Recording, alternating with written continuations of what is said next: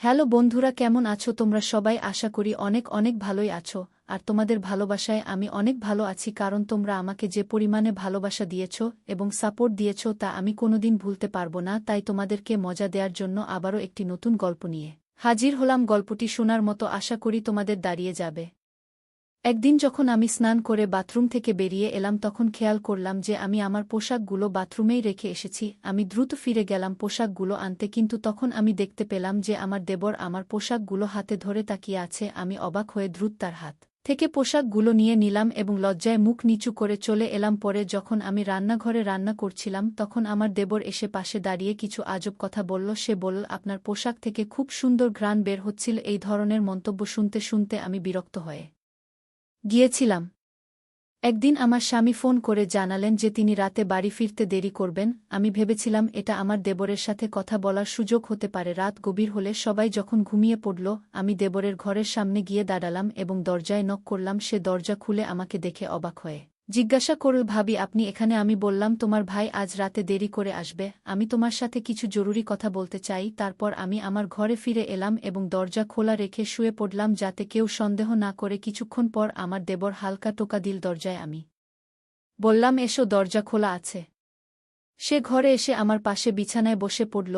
আমি তখন একটি সুন্দর লালা এর নাইট ড্রেস পরেছিলাম। দেবর কিছুক্ষণ নীরব থেকে আমার দিকে তাকিয়ে রইল, তারপর মৃদু হেসে বলল, ভাবি আজ তোমাকে অনেক সুন্দর লাগছে। আমি তেমন কিছু বললাম না, শুধু তাকে দেখছিলাম। তারপর বলল, ভাবি আপনি কি কিছু বলতে চেয়েছিলেন? আমি তার দিকে এক ভালোবাসাময় দৃষ্টিতে তাকালাম এবং উঠে তার কাছে গিয়ে বসে পড়লাম। তার হাত দুটি ধরে বললাম, আজকের গল্পটা অনেক বেশি স্পেশাল, তাই কেউ মিস করো না। দয়া করে গল্পগুলো ভালো লাগলে ভিডিওটি লাইক, শেয়ার এবং চ্যানেলটি সাবস্ক্রাইব করো প্লিজ। আমার নাম প্রিয়া, আমি ২-৩ বছর বয়সী। আমি দেখতে অনেক সুন্দর ছিলাম। বিয়ের পর একটু স্বাস্থ্যবান হওয়ায় আমাকে এখন আরও সুন্দর লাগে। আমার বিয়ে হয়েছে মাত্র ২ বছর হলো। আমি আমার স্বামী, শাশুড়ি এবং দেবরের সঙ্গে থাকি। আমার দেবর প্রায় আমারই বয়সী, প্রায় ১-৮ বা ১-৯ বছর হবে। সে সবসময় আমার আশেপাশে ঘুরঘুর করে এবং কখনো কখনো আমাকে অদ্ভুত দৃষ্টিতে দেখে। আমার মনে হতো সে আমাকে মনে মনে অনেক পছন্দ করে, কিন্তু কখনো মুখে তা বলার সাহস পায়নি। কিন্তু সারাদিন দেবর আমার পিছনে পড়ে থাকে, মনে হতো সে আমাকে কিছু বলতে চায়। একদিন সে আমাকে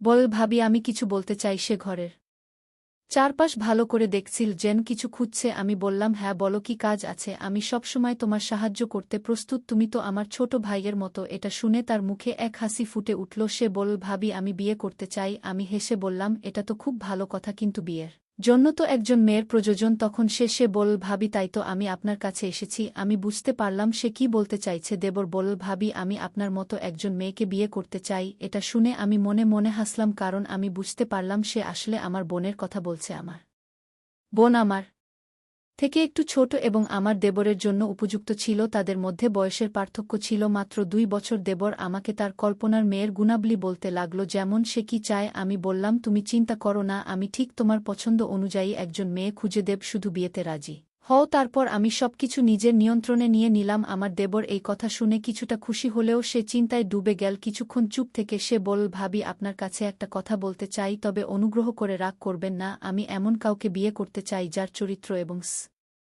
স্বভাব একেবারে আপনার মতো হবে, আপনার মতো এত সুন্দর হবে। আমি মৃদু হাসি দিয়ে বললাম, আমি জানি তুমি আমার ছোট বোন তানিয়াকে পছন্দ করো। কিন্তু সে মাথা নেড়ে বলল, না ভাবি, আপনি আমার কথার আসল অর্থ বুঝতে পারেননি। এই কথা বলে সে চুপচাপ ঘর থেকে বেরিয়ে গেল। আমি কিছুটা অবাক হয়ে তার দিকে তাকিয়ে রইলাম। আমি ভাবতে লাগলাম হয়তো সে লজ্জায় তানিয়ার নাম বলেনি এবং সেই কারণেই সে কথা না বলে চলে গেল। আমি সিদ্ধান্ত নিলাম যে প্রথমে আমার বাবার সাথে এই বিষয়ে কথা বলবো, তারপর আমার দেবরকে এই খবর জানাবো। পরের দিন আমি দেবরের কাছে গিয়ে জিজ্ঞাসা করলাম, তুমি কি সত্যিই তানিয়া আকে পছন্দ করো? সে লজ্জা পেয়ে বল, ভাবি তানিয়া আর আমি, এটা তো আকাশের চাঁদ ছোঁয়ার মতো ব্যাপার। আমি নিজেকে তার উপযুক্ত মনে করি না। তার এই কথা শুনে আমি বুঝতে পারলাম আসলে সে আমার বোনকে পছন্দ করে, কিন্তু সাহস করে প্রকাশ করতে পারছে না। পরের দিন আমি আমার মায়ের কাছে গিয়ে বিশ্বাসটা জানালাম এবং তার মতামত নিলাম। মা বললেন, মা আমাদের কোনো আপত্তি নেই, তোমার বোন যদি সেখানে সুখী হয় তাহলে আমরাও খুশি। তবে তুমি তোমার দেবরের সাথে ঠিকমত কথা বলে নিও যেন তার কোনো সমস্যা না হয়।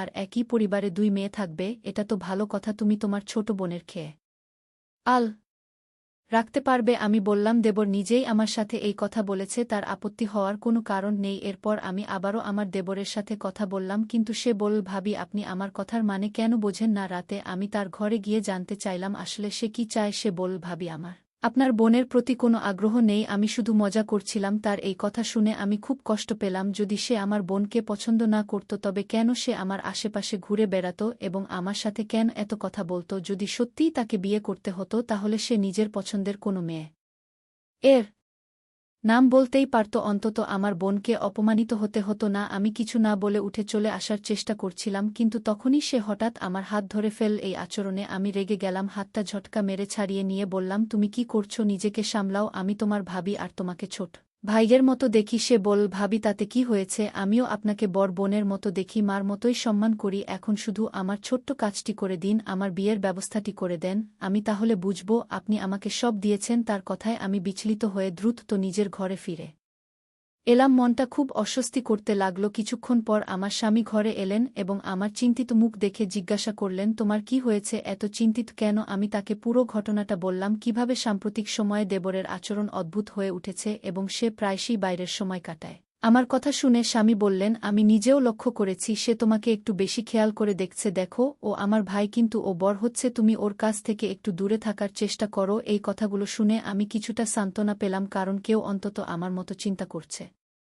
আমার শাশুড়ি অবশ্য তাকে এখনও ছোট বাচ্চা মনে করেন, কিন্তু আমি ভেতর থেকে সবকিছু বুঝতে পারছিলাম। পরের দিন আমার স্বামী বাড়িতে ছিলেন না, আমি তখন নিজের ঘরে ছিলাম স্বামীর অনুপস্থিতিতে। সাধারণত আমি ঘরের বাইরে খুব একটা যাই না। হঠাৎ দরজায় নক হলো। দরজা খুলে দেখি আমার দেবর দাঁড়িয়ে আছে, তার হাতে একটা ট্রে ছিল, তাতে বিস্কুট আর চায়ের কাপ রাখা ছিল। আমি অবাক হয়ে জিজ্ঞেস করলাম, এটা কেন এনেছ? কেউ এসেছে নাকি? সে হাসি দিয়ে বল, না ভাবি, এমন কিছু নয়, ছোট ভাই তার বড় বোনের সাথে বসে চা খেতে চায়। আমি বললাম, চলো ড্রয়িং রুমে গিয়ে বসি, কিন্তু সে বল, না ভাবি, আমি এখানে আপনার সাথেই বসে চা খেতে চাই, একটু কথা বলতে চাই। তার এই কথায় আমি কিছুটা অস্বস্তি বোধ করলাম, কিন্তু ভাবলাম এই নিয়ে নতুন কোনো সমস্যা তৈরি না হোক। সে চুপচাপ আমার পাশে বসে চা খেতে থাকল। তারপর বলল, ভাবি, আপনি চা খাবেন না? আমি তাকে চা খেতে বললাম এবং সে বলল, আমি যাওয়ার আগে আপনি চা খান। তার এই আচরণে আমি বেশ অস্বস্তিতে পড়ে গেলাম। সে জোর করায় আমি চা আর বিস্কিট খেলাম আর আমি তার সাথে কথা বলতে থাকলাম। দেবর আমাকে বলল, ভাবি, আমি যদি আগে ভুলভাবে কিছু বলি তাহলে আমাকে ক্ষমা করবেন।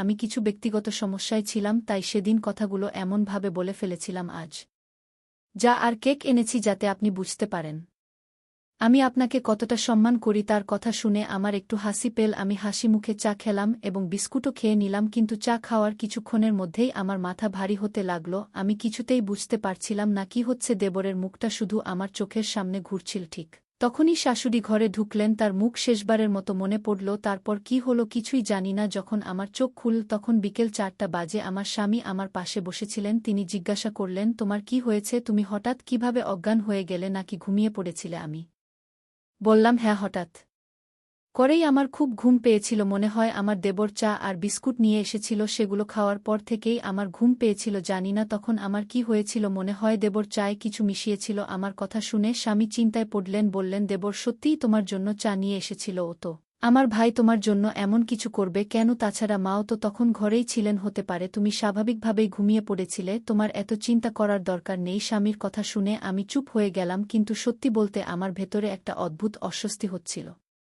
আমার খুব ভয় হচ্ছিল, কারণ জানি না ঘুমানোর পর আমার সাথে কি কিছু খারাপ হয়েছে নাকি। কারণ দেবর তো সবসময় আমার পিছনে ঘুরঘুর করত। আমার শাশুড়ির উপস্থিতিতে আমার মনে আর কোনো সন্দেহের সুযোগ ছিল না। আমি যখন তার সাথে কথা বললাম তখন তিনি কিছু অস্বাভাবিক কিছু বললেন না। তিনি একজন ভালো মানুষ, কারো ক্ষতি বা খারাপ কিছু ভাবতেন না। আমি তাকে অনেকবার জিজ্ঞাসা করেছিলাম, আপনি তো তখন আমার সাথে ছিলেন, কিছু অদ্ভুত দেখেছেন কি? তিনি উত্তর দিলেন, বুমা, তুমি হঠাৎ অসুস্থ হয়ে পড়েছিলে, তোমার দেবর বলছিল হয়তো তোমার দুর্বলতা হয়েছে, তাই বিশ্রাম নেওয়া দরকার। আমি তখনও পুরোপুরি নিশ্চিত হতে পারছিলাম না ঠিক কী হয়েছিল। কিছুদিন এভাবেই কেটে গেল। একদিন রাতে আমি আর আমার স্বামী পরিবারের নানা বিষয় নিয়ে কথা বলছিলাম। হঠাৎ আমার চোখ জানালার দিকে চলে গেল আর দেখলাম যেন কেউ জানালার পাশ থেকে দ্রুত সরে গেল। আমি অবাক হয়ে গেলাম, কারণ জানালাটা বাড়ির ভেতরের দিকে ছিল আর মেইন গেট তো রাতের বেলা সবসময় তালা দেওয়া থাকে। আমি নিশ্চিত ছিলাম যে এটি আমার দেবর ছাড়া আর কেউ হতে পারে না। তবে আমি তখনই আমার স্বামীকে এ ব্যাপারে কিছু বললাম না। প্রথমে আমার দেবরের আসল সমস্যাটা কি তা বুঝতে চাইলাম, তার এমন অদ্ভুত আচরণের পেছনের কারণটা জানাটা আমার জন্য খুবই গুরুত্বপূর্ণ হয়ে উঠল। একদিন আমি গোসল করে বাথরুম থেকে বের হয়ে দেখলাম যে ভুল করে আমার জামাকাপড় বাথরুমেই রেখে এসেছি। তাড়াতাড়ি ফিরে গিয়ে কাপড়গুলো নিতে গেলাম, তখন দেখি আমার দেবর হাতে আমার পোশাকগুলো ধরে রয়েছে। আমি কিছুটা বিস্মিত হয়ে তার হাত থেকে কাপড়গুলো নিয়ে নিলাম এবং লজ্জায় মাথা নিচু করে সরে এলাম। পরে যখন আমি রান্নাঘরে ব্যস্ত ছিলাম তখন আমার দেবর এসে পাশে দাঁড়িয়ে হঠাৎ অদ্ভুত কিছু বলল। সে বলল, তোমার পোশাক থেকে দারুণ একটা মিষ্টি গন্ধ পাচ্ছিলাম। আমি তাকে কিছু বললাম না। আমি তাকে সেখান থেকে চলে যেতে বললাম। আমার কথা শুনে সে চলে গেল। পরের দিনই দেবর এসে আমাকে বলল, ভাবি মনে আছে আমি আপনাকে বলেছিলাম যে আমার একটা কাজ আছে, আজ সেই কাজের সময় এসে গেছে, এখন আপনাকে আমার সাথে যেতে হবে, তাড়াতাড়ি প্রস্তুত হন। তার কথা শুনে আমি অবাক হয়ে গেলাম। কোথায় যাচ্ছি আগে বলো, নইলে আমি যাব না। আমার কথা শুনে সে মাথায় হাত দিয়ে বলল, চলুন আগে মাকে বলিও না, তাহলে আর কোনো সন্দেহ থাকবে না, কারণ মা সবসময় আমাকে নিয়ে। গল্পটা কেমন লাগলো জানাতে ভুলবে না। আরও মজার মজার রোমান্টিক গল্প শুনতে চাইলে ভিডিওটি লাইক, শেয়ার এবং চ্যানেলটি সাবস্ক্রাইব করতে এবং বেল আইকনটি ক্লিক করতে ভুলবে না। ধন্যবাদ।